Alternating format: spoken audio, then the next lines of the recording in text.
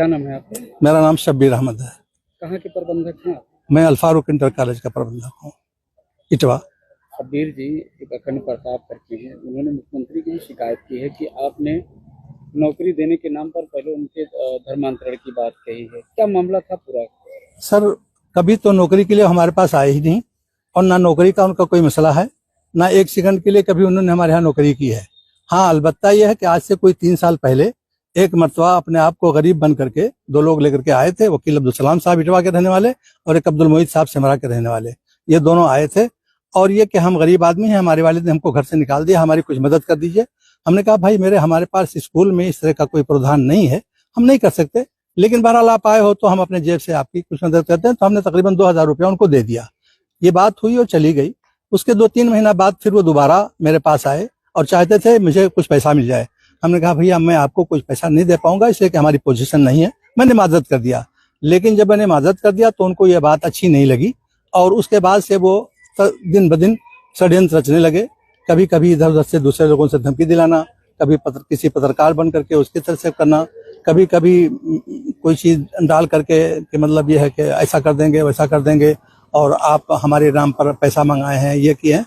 और यहाँ तक कि उन्होंने आरटीआई भी दाखिल की और आरटीआई में ये मांगा गया कि अल्फारूक का इनकम क्या है, खर्च क्या है। हमने सारी चीजें उनको मतलब जहाँ से हमारे आई थी हमारे पास इत्तला, हमने उनको भिजवा भी दिया। शिक्षा मतलब बेसिक शिक्षा अधिकारी के यहाँ से इस तरह का लेटर आया था, हमने कह दिया और हमने कहा हमारी सारी बैलेंस शीट लोड है और सारी चीजें उसमें देखी जा सकती हैं वेबसाइट पर जाकर के, आप वहां से देख लो। लेकिन इसके बावजूद भी हमने उनको दे दिया। ये मामला आया फिर चला गया। फिर 4-6 महीना गुजरता है तो किसी के जरिए से कभी कुछ इल्जाम लगा करके कभी कुछ इल्जाम लगा करके ये फोन करते रहते हैं। अभी हाल में मुझे तो कुछ पता नहीं था और न मालूमात थी, लेकिन उन्होंने पता नहीं कहाँ से किस लोगों से मिल करके उन्होंने मेरे खिलाफ जो है एक पत्र लिखा मुख्यमंत्री के नाम। उसमें दुनिया भर की शिकायत कि हम वहाँ नौकरी के लिए गए, हमें इस तरह का धमकाया गया या हमको 20 लाख रुपया लाज दे करके हमें धर्मांतर कराने की कोशिश की गई और फिर वो हम पर इल्जाम लगाया गया कि मेरा ताल्लुक चांगुर से है। हालांकि कभी नाम तक नहीं, ख्वाब में भी नहीं उनका नाम नहीं सुना था और आज तक के जानने की क्या बात है।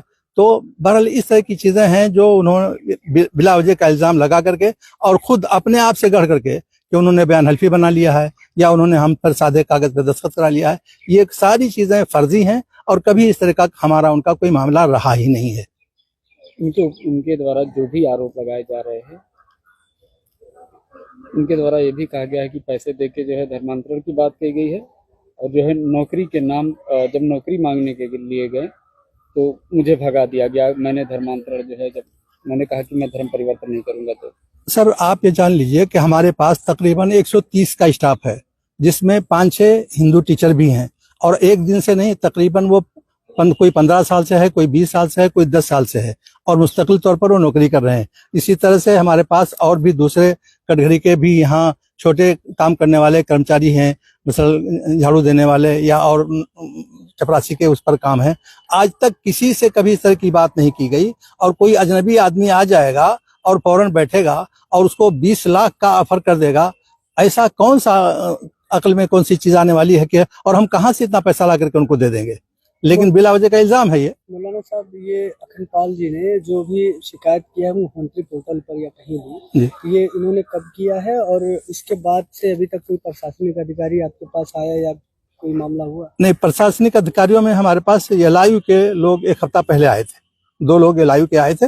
उन्होंने मुझसे शायद जिस दिन उन्होंने मुख्यमंत्री के यहाँ लेटर भेजा है उसी दिन दोपहर के वक्त मेरे पास आए और उन्होंने मुझसे पूछा। हमने उनको ये बात बता दी कि हमारा उनसे इस तरह का कोई लेना देना नहीं है, उनके धर्मांतरण से, उनके इसके लाने से। लेकिन रहा सवाल ये कि अब उन्होंने कैसा दिया है, क्या दिया है, वो इसकी सच्चाई वो बता सकेंगे, मैं क्या बताता हूँ उनको। एक बार जब आए थे 2-3 साल पहले, उसके बाद कभी यहाँ आए? हाँ, एक बार तो उसके बाद दोबारा भी आए थे। वही तो दोबारा जब आए और पैसा नहीं पाए, उसी के बाद से तो ये सारी चीजें शुरू की हैं उन्होंने। कितना पैसा आपने दिया था पहली बार? हमने 2000 दिया था बस। आते थे तो क्या कहते थे वो? बस कुछ खर्चे के लिए दे दीजिए, खर्चा नहीं है। अच्छा, वो कौन लोग थे मौलाना जो आपको फोन लगाते थे और पैसे की डिमांड करते थे? सर, उनका नाम तो मुझे याद नहीं है और मैंने महफूज भी नहीं किया, लेकिन आए दिन कई मरतबा 3-4 मरतबा इस तरह से फोन करके कि आप उनके साथ समझौता कर लो, उनके साथ उनका क्या मामला है दुरुस्त कर लो और नहीं तो फिर आप बर्बाद हो जाओगे, ऐसा कर देंगे वैसा कर देंगे, इस तरह की बातें करते रहे। क्या बताते थे, अपना नाम बोलो। नाम तो याद नहीं सर, नाम नहीं बताते थे, हाँ, नाम नहीं बताते थे अपना। आपने बताया कि कुछ पत्रकार लोग भी जो है फोन हाँ, किए। कुछ पत्रकार लोगों ने भी फोन किया, लेकिन अब उस वक्त अपना पत्रकार बन करके कि मैं फला हूँ, और मैंने उसको ज्यादा केयर भी नहीं किया, और मोबाइल मुझे ज्यादा सेफ ऑफ करने की आदत भी नहीं और न जानता हूँ, इस बुनियाद पर मैंने उनको सेव भी नहीं किया।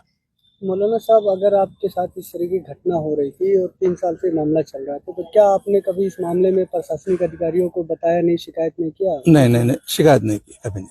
क्या वजह रही, क्यों नहीं आपने शिकायत किया? अब ये जान करके कि फालतू किस्म के लोग हैं, इनके पीछे हम कितना पढ़े, हम अपनी स्कूल देखें, अपना ये देखें कि हम उनके पीछे पढ़ने जाएं। अच्छा, ये पत्रकार लोग ये नहीं बताते थे किस चैनल से हैं, किस पेपर से हैं, कौन है? नहीं, ऐसा तो नहीं बताया। एक आध मरतबा नाम लिया, खाली अपना नाम लिया, उसके बाद फिर उन्होंने इस तरह की बातें की, लेकिन याद नहीं मुझे नाम उनका।